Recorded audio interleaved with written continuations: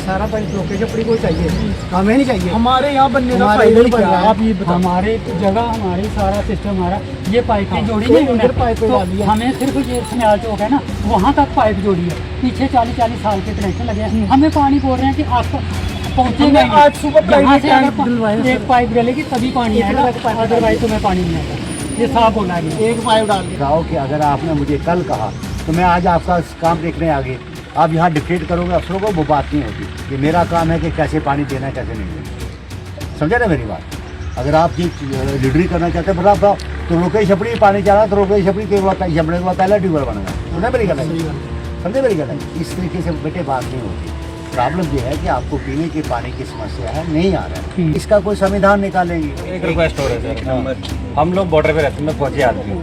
ये रास्ता सर पीछे से आप घर तक नहीं जा सकते, उस घर तक इतना पूरा कीचड़ इतना भरा हुआ है सर। और काफ़ी टाइम से रिक्वेस्ट कर रहे हैं सर, कोई सुन भी नहीं रहा है। हम जितनी बार छुट्टी आते हैं, कभी बोला म्यूनसिपलिटी में चक्कर काटो, कभी कहीं काटते। मेरे घर सर पीछे 10 बार गया हूँ। कहाँ लाइट नहीं, कहाँ गए थे सर? आप मौके पे किसने लगाना है? आप कहाँ गए थे? मुझे मेरे पास आए डिपार्टमेंट में। बिजली डिपार्टमेंट क्या करेगा? मतलब मेरी बात सुन रहा बेटे, बिजली डिपार्टमेंट क्या करेगा? मुझे बताया आपने आकर के पोल नहीं है। कितने पोल लगे?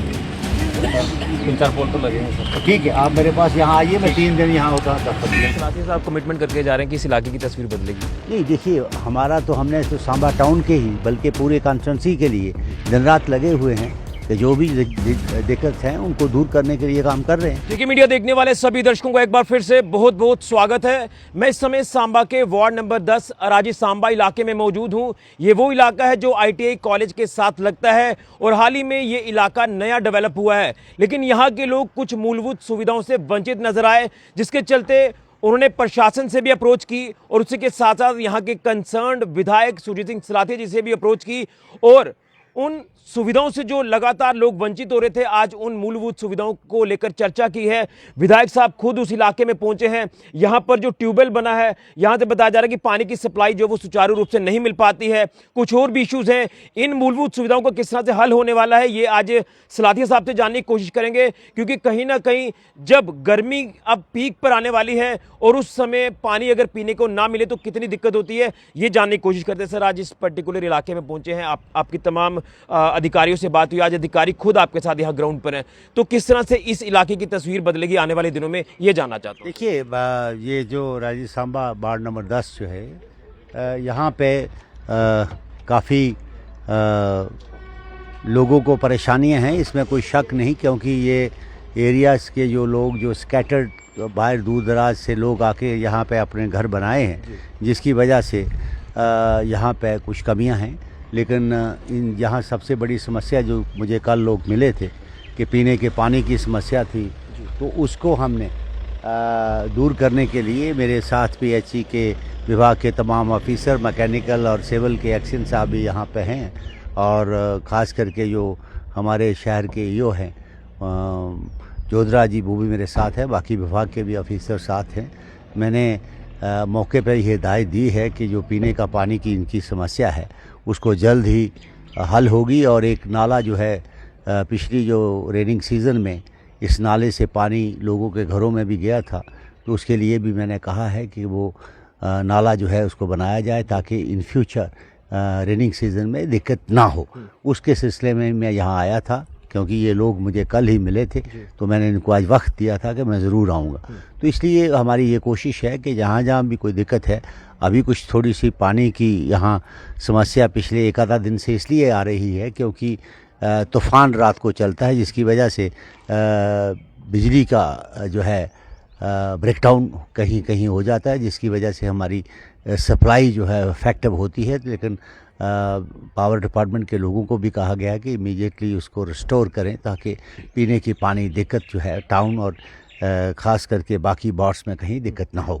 तो उसके लिए भी हम लगे हुए हैं। हमें पूरी उम्मीद है जिस तरीके से डिपार्टमेंट चुस्त दुरुस्त काम कर रहा है, तो हम कोई भी चुनौती होगी उसके मुकाबले के लिए हमारी एडमिनिस्ट्रेशन जो है बराबर खड़ी है। लेकिन क्या लगता है अभी तक ये इलाका कुछ सुविधाओं से, मूलभूत सुविधाओं से वंचित रहा है? क्या इसके पीछे का कारण ये है कि कोई नया इलाका डेवलप हुआ है, इस वजह से हुआ है? यही है। देखिए क्या है कि ये नहीं है कि इनको पानी नहीं मिलता है, पानी मिलता है, लेकिन पानी की मिकदार कम है, जिसकी वजह से कई दफ़ा पावर की वजह से 2 दिन या 3 दिन लग जाते हैं। हालांकि लेआउट पाइप्स का हुआ है।